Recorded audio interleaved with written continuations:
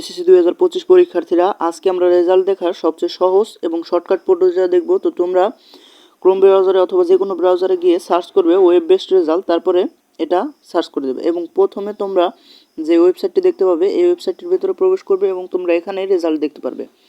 তো আমরা এখানে প্রবেশ করার পরে আমরা এই এক্সামিনেশনের এই জায়গায় আমরা এখানে সিলেক্ট করব এসএসসি। তোমার যেই রেজাল্ট দেখার দরকার তুমি সেটা সিলেক্ট করবা। তারপরে ইয়ারের এই জায়গায় 2025 সিলেক্ট করবা, যেহেতু আমরা এখন 2025 সালটাই দেখব। তারপরে ভোট এই জায়গায় তোমার যেই ভোটে তুমি পরীক্ষা দিয়েছো সেটা তোমরা দিবা। আমরা ঢাকা বোর্ডেরটা দেব। তার পরবর্তীতে আমরা রুল এবং রেজিস্ট্রেশন নং দিয়ে খুব সহজেই আমরা রেজাল্ট দেখতে পারবো।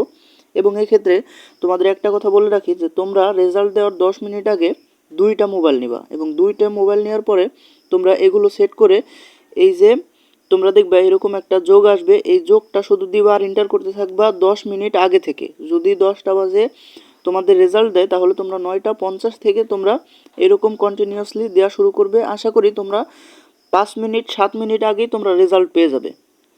এটা রেজাল্ট দেখার সবচেয়ে সহজ পদ্ধতি। তোমাদের রেজাল্ট যদি কোনো বিষয়ে খারাপ হয় তো কিভাবে তোমরা ভোট চ্যালেঞ্জ করলে ফেল থেকে পাস হবে, অথবা তোমাদের এ প্লাস মিস গেছে এ কীভাবে এ প্লাস আসবে, কীভাবে এ আসবে সে সম্পর্কিত ভিডিও আমরা পরবর্তীতে দেব।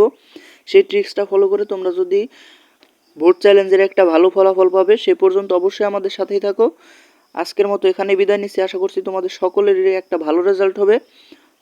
তোমাদের যাদের রেজাল্ট দেখার দরকার তারা আমাদের রোল এবং রেজিস্ট্রেশন নাম্বার কমেন্ট করে দিয়ে যেতে পারো, আমরা অবশ্যই দেখে তোমাদের জানিয়ে দেব। আসসালামু আলাইকুম।